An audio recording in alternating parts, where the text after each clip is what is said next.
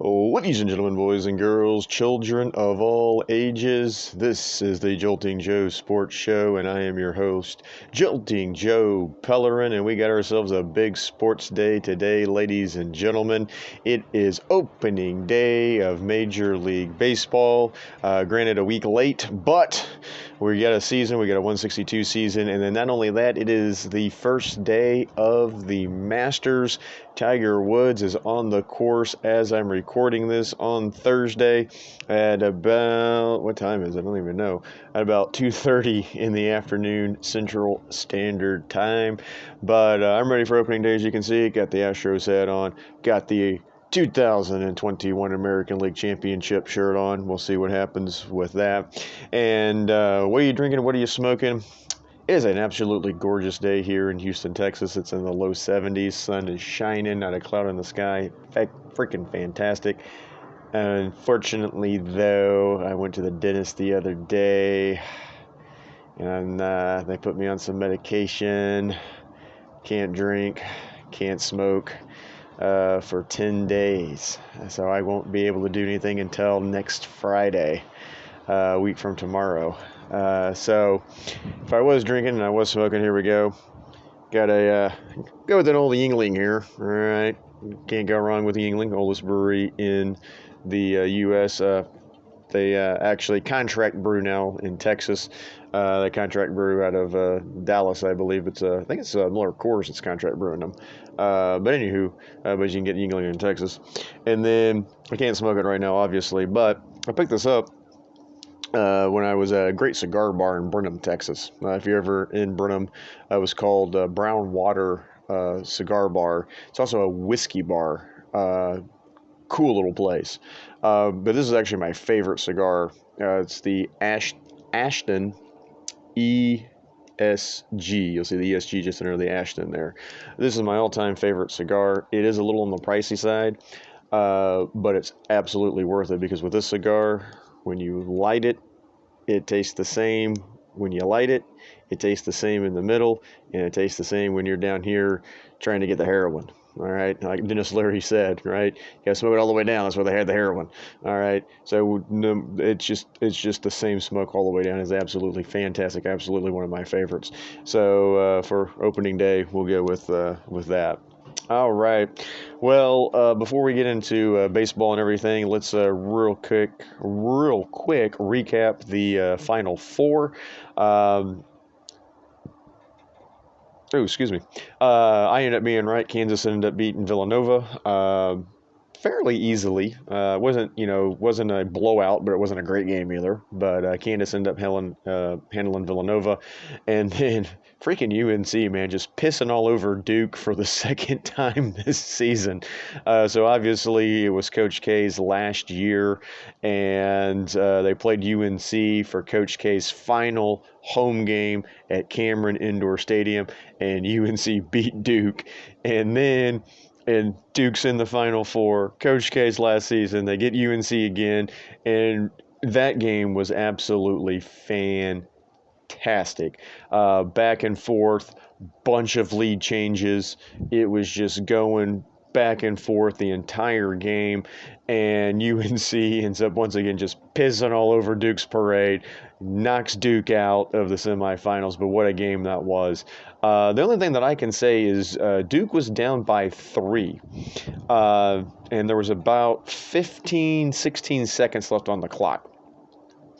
And they brought the ball up the floor, and they were down by 3. Plenty of time on the clock. There was, like I said, something like that, because UNC had come down, and there was, because the shot clock in college, of course, is 30 seconds instead of 24 seconds like it is in the NBA. And so I think there was like 40 seconds left in the game or something like that. So UNC could burn some of the clock, both the shot clock and some of the game clock.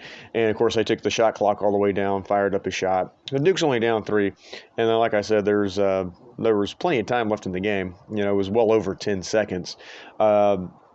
Duke comes down the floor. Instead, and like I said, they had plenty of time to set up a play and set up a three-point shot to get the ball into the hands of their three-point shooter and put up a three-pointer to tie the game with time winding down. They didn't do that.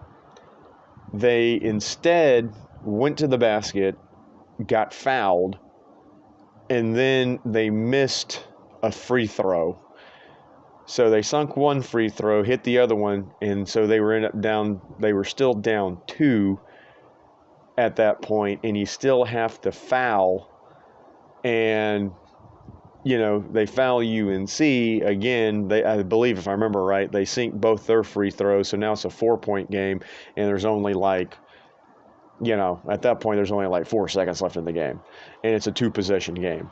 So that was the only thing that just I didn't understand in that game, was why did Duke not try to tie it with a 3-point shot? I don't understand what happened there, because you're down 3. You got plenty of time to set a play up. There was no need to rush. Whoop. That was the wind. All right. Let me put my feet on this so that doesn't do that again. That was fun. All right. But, you're down by 3. Why not go for the tie? If you miss it, you miss it. But either way, you're going to probably end up losing, because, like I said, Duke player misses the free throw. And now you're only down 2. Now, if he would have sunk both of them, was down by 1, okay, I get it.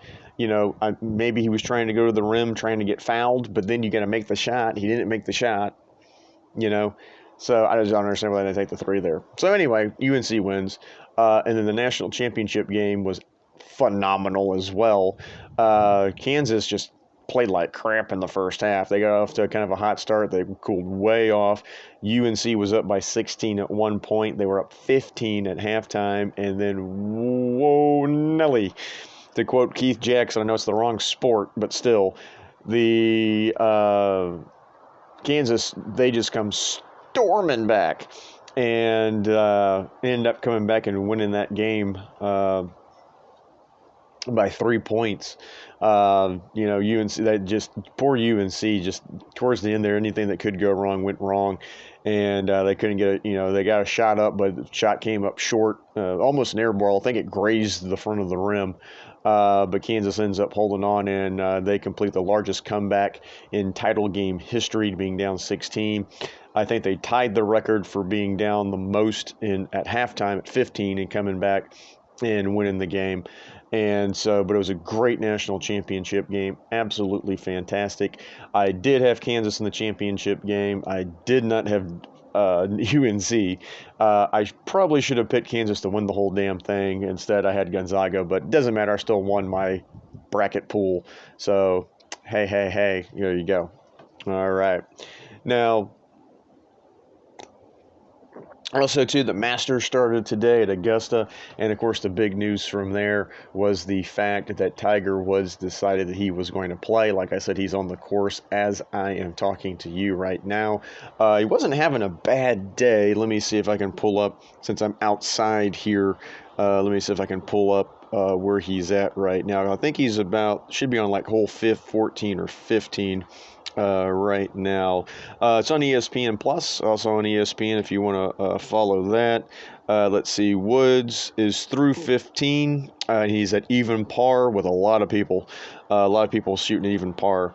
Looks like, I think it's Colin Smith, is at -6 right now. He is the leader. South Korean player IM, he's at -4, Willett -3, Berger -3, Neiman -3, Scheffler -3, and then Korak -2, Schwartzel -2, Higgs -1, Champ -1, Connors -1, Herbert -1. All right, there's a lot of names on here. Nobody really at the top here. Anybody, big names. McIlroy is at -1. Woods, of course, is at even right now. And then Rahm is at even. Spieth's even. Schlaffel's at even. Koepka is at even. Matsuyama, who is the defending champion, he's at +1 right now. Patrick Reed's at +1. But right now, kind of a lot of, Justin Thomas is at +2 right now. DeChambeau at +3, Othusins at +3, Adam Scatz at +3. So those are kind of your bigger names. Your bigger names right there, but some kind of lesser known names up the top. That's kind of what happens opening day of the Masters. So that's what's happening there. But Tiger, like I said, he's doing pretty good. Probably should have died in that car wreck that he had, and that was just last year. Broke his leg, and he said, "You know what? Screw it, I'm gonna go play." And so, like I said, he's at even par right now on opening day of the Masters. So, go Tiger Woods. Golf's a hell of a lot more interesting when Tiger Woods is playing. Man, it is windy out here today. But it is always more interesting when Tiger, is there. It was kind of the thing with Tiger when he was on his run in the 90s and early 2000s, or late 90s, early 2000s, when he was on that big run and was just winning major after major after major. And he had the Tiger Slam, which he won all 4 majors in a row, just not in the same calendar year. Was amazing.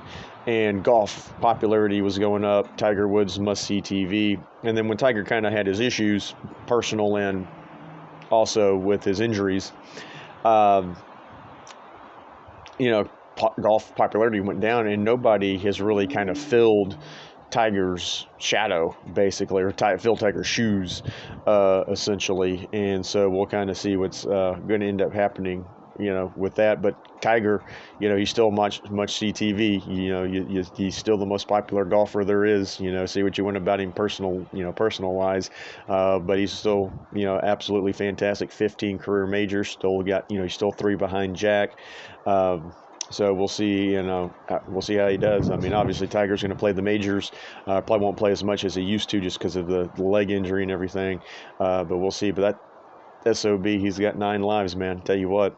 He's been through a lot, and he just keeps coming back for more. So good to see him out there at Augusta on the opening day of the Masters.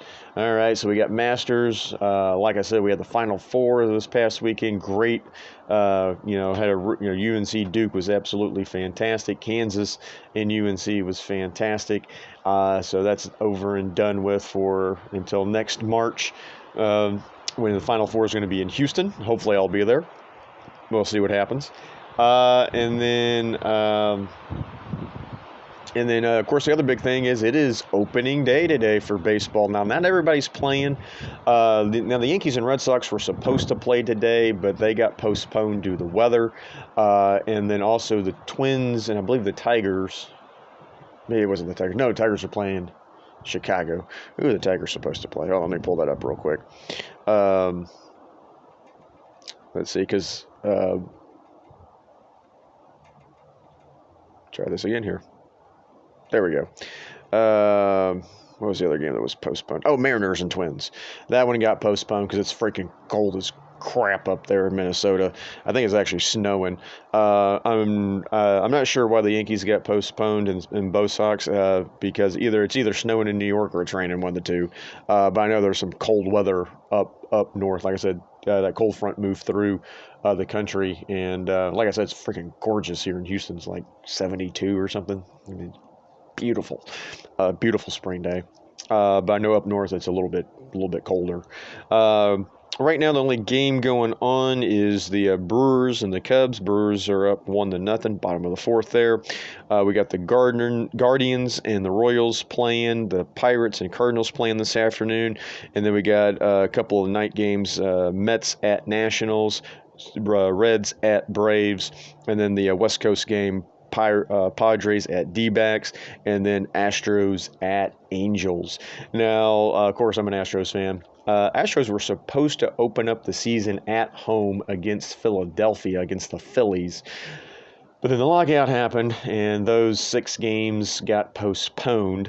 They're not going to play the Phillies until the last series of the season. They'll actually finish with the Phillies at home. So the Astros have to start the season with a 9-game road trip. They got 4 in Anaheim. They then go play 2 in Arizona and then play 3 in Seattle before coming back home and having the home opener on April the freaking 18th. And then to make it worse, there's a West Coast game. So here, local time, first pitch isn't going to be till almost 9 o'clock. And so it's going to be well after midnight probably before that game is over. But Shohei Ohtani going for the Angels.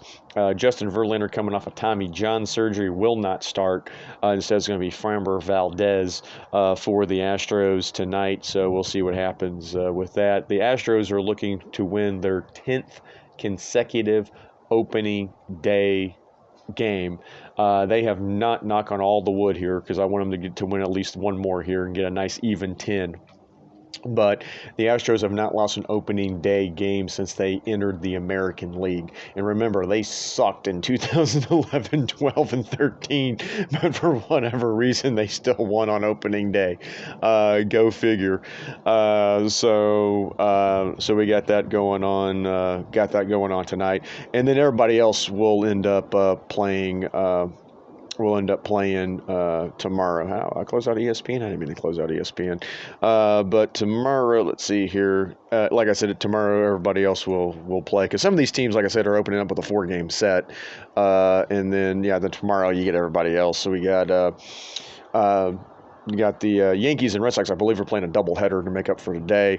And then you'll have the White Sox Tigers, and that will open up. A's Phillies will open up. Then you got Orioles Rays, Dodgers Rockies, Marlins Giants, Rangers Blue Jays, and then for the teams that don't play today, they'll be playing tomorrow. And then, of course, the teams that do play today, they'll be playing tomorrow as well.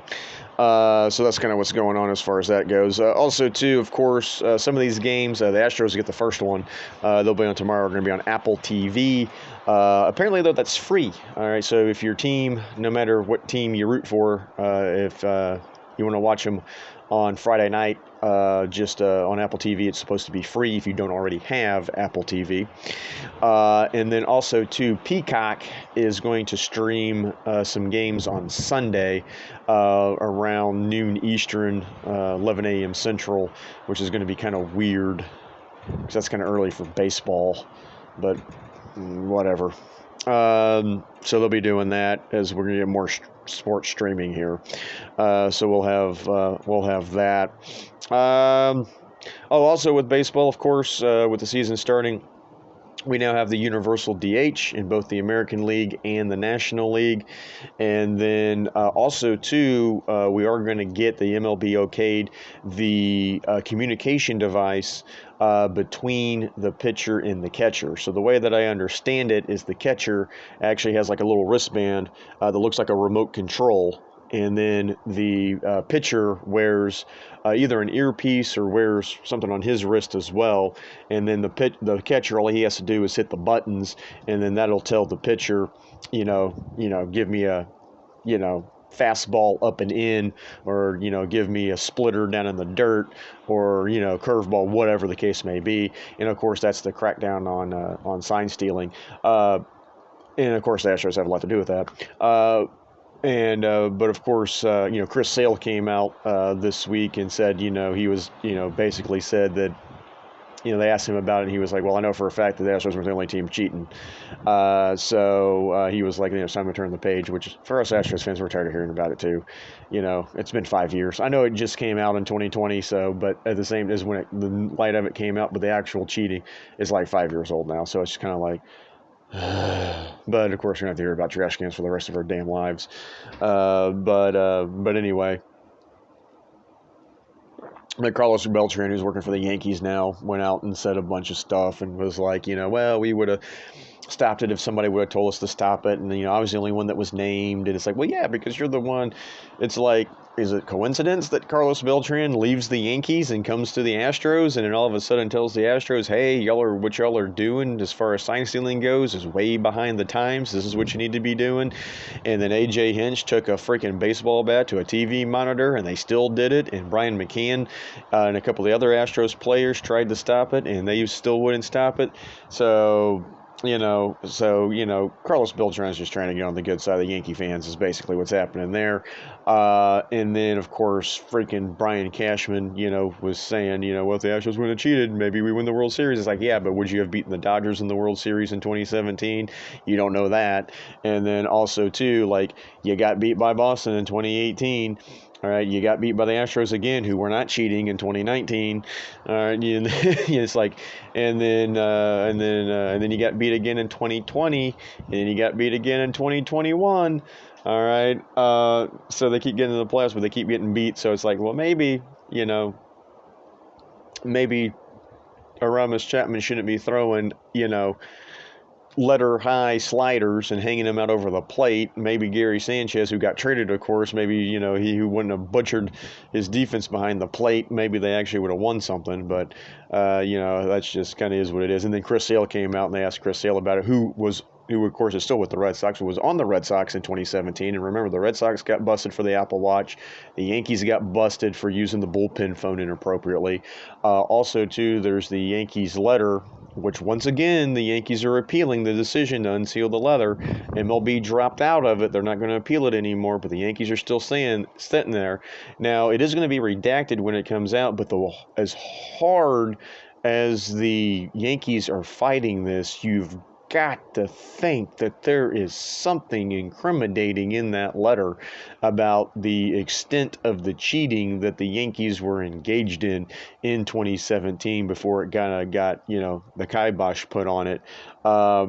Because they just keep going, and it's kind of the guilty dog barks the loudest type of situation here, and methinks the Yankees doth protest too much, all right, with this. So we'll see what happens with the letter as far as that goes, but we'll see what comes out. But Chris Sale basically said, look, he was like, if the Astros were the only team cheating, he was like, hell yeah, take the championship away, strip them, ban the players, whatever. He goes, but I know for a fact they weren't the only team cheating.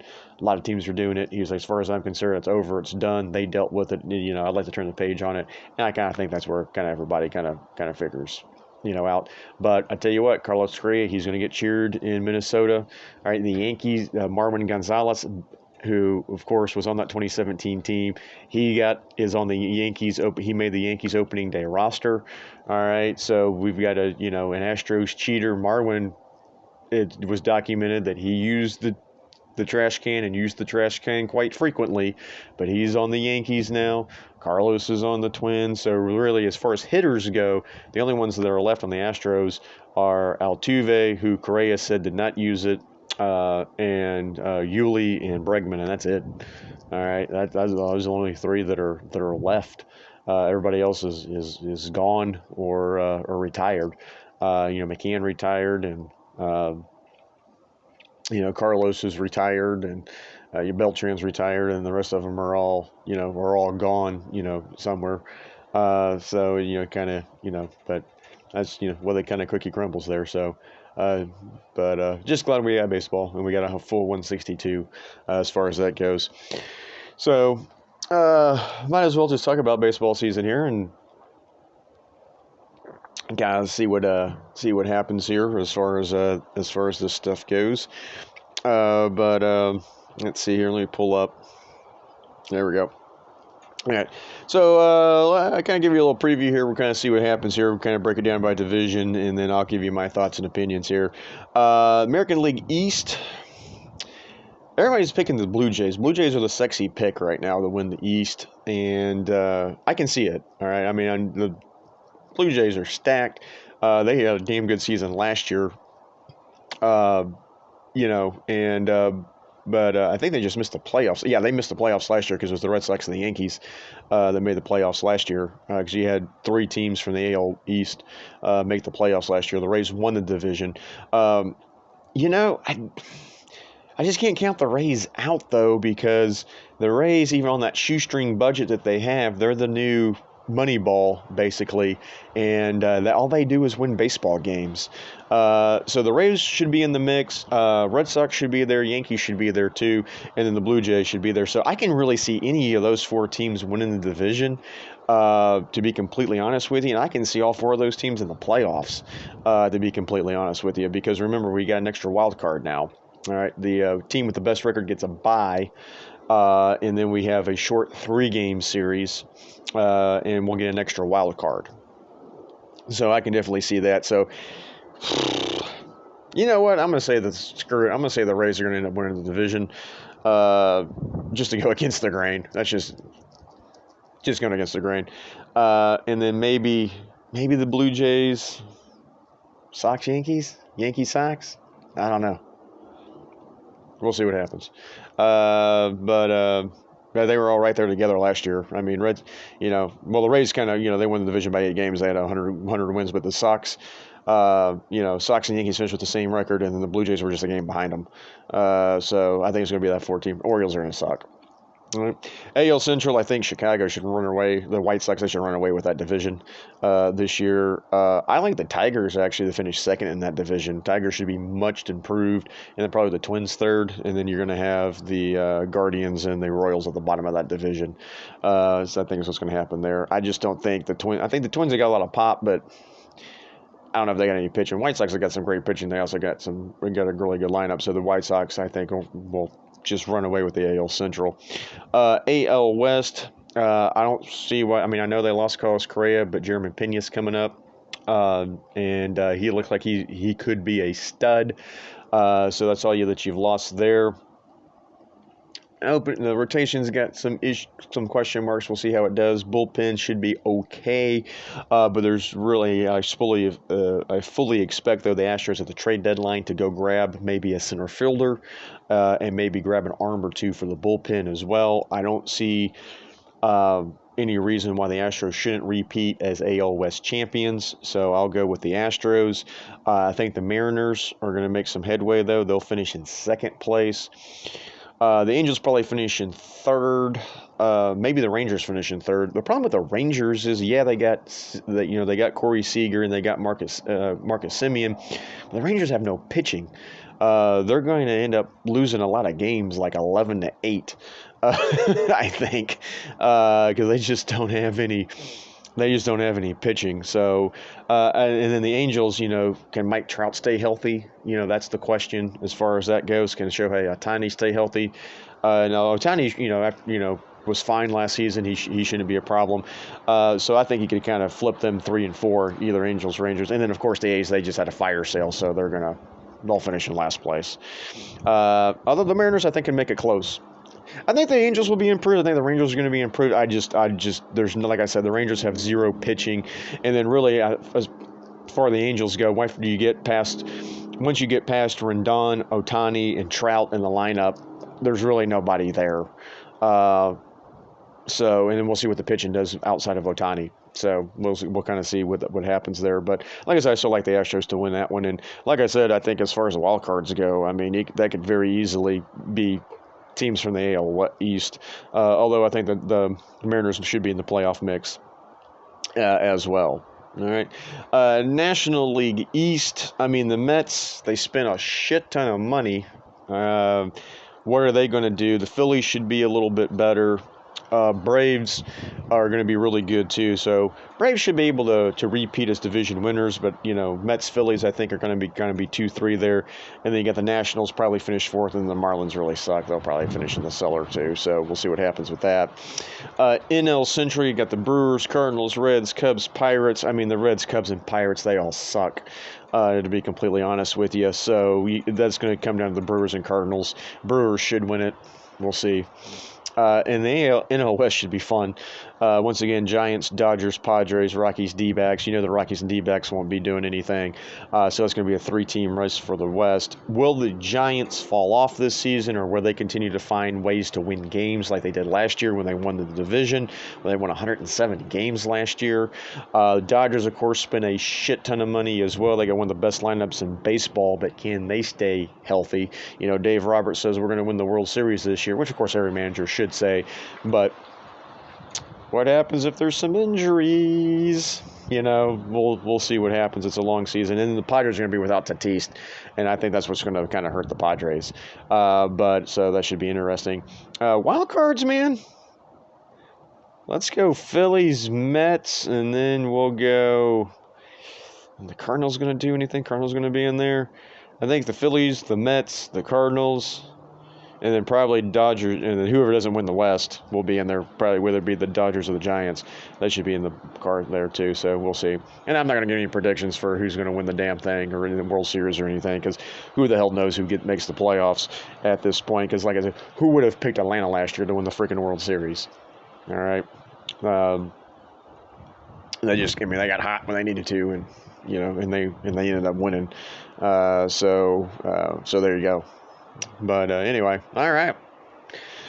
Well, that should just about do it. So enjoy the Masters this weekend. Go Tiger. And also to enjoy your opening day, whoever your team may be. Baseball's back, baby. And on that note, we'll call it. And next week we'll record on Good Friday. We'll drink some Rusty Nails. We'll light one of these puppies up because I'll be able to drink and smoke again. It'll be amazing. All right. So, don't want to cheers with water. I'll cheers with a closed beer. But cheers, everybody. Enjoy opening day. Enjoy the Masters. We'll see you next week. All right.